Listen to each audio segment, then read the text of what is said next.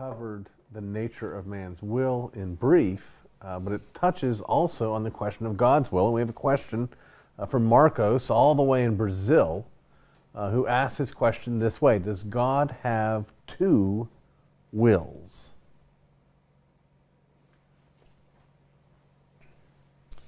Well, usually when somebody asks me a question about multiple wills in God, they have in view, I'm not sure this is what Marcos is thinking, but they have this way in which the New Testament word for will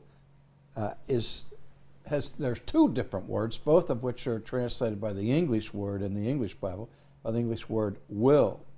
And it would be nice to say, if we look at one Greek word, it means one thing, and if the other Greek words, that means something else. But even the different words that are translated by will have different aspects to those meanings. They're nuanced. In other words, the Bible speaks of the will of God in more than one way. First of all, the Bible speaks of God's will in the ultimate, sovereign, efficacious will, that will by which God brings to pass whatsoever he decrees. When God created the universe and says, "Let there be light," there was no possibility that the lights wouldn't come on, because God willed it sovereignly and efficaciously. And sometimes we can speak in terms of the decretive will of God in this sense. But also the Bible speaks of God's will with respect to his legislating the behavior of his creatures, that God sovereignly decrees those principles and those laws that we are called to obey. Now that will, which we call his prescriptive will, by which he prescribes what obedience is supposed to look like, that will obviously can be and is thwarted by our sinfulness every single day. So we have to distinguish between the prescriptive will of God and the decretive or sovereign efficacious will of God. Then there's still another distinction we can make. We can speak of God's will of disposition. That is, that God has a benevolent attitude towards the fallen human race. He causes his rain to fall on the just as well as on the unjust, and common grace is bestowed upon every human being. So those are just three, right out of the gate, different distinctions that we have about the will of God. Now, often people speak about the hidden will of God and the revealed will of God. And people ask me, how can I know the will of God for my life? And I say, well, the Bible tells us this is the will of God, even your sanctification.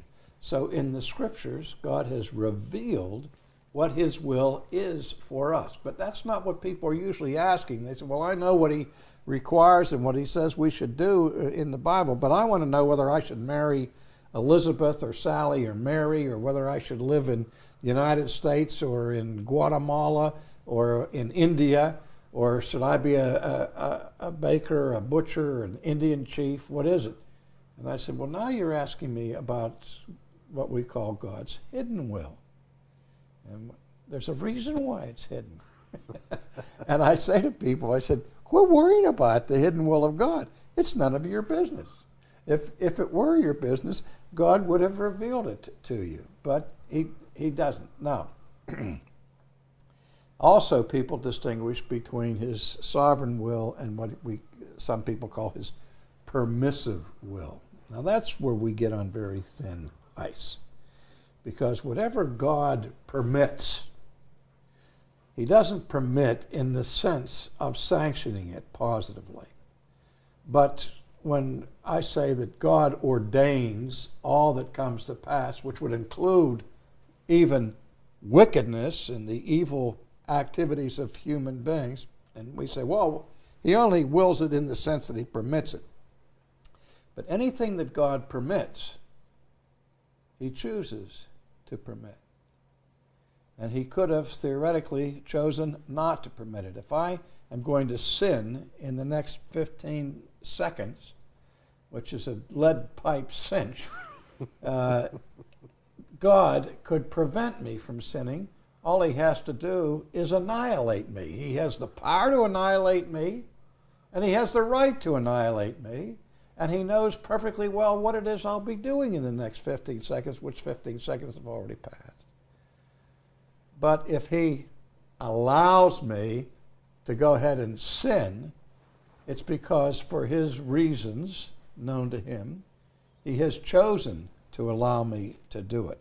And insofar as he has decided to allow me to do it, at least to that degree, he has ordained it. Not that he has forced me to do it or coerced me to do it, but he has, in his sovereign authority, permitted it. Now, I hope that answers, Marcos, what you're getting at in your question about the different kinds of will of God.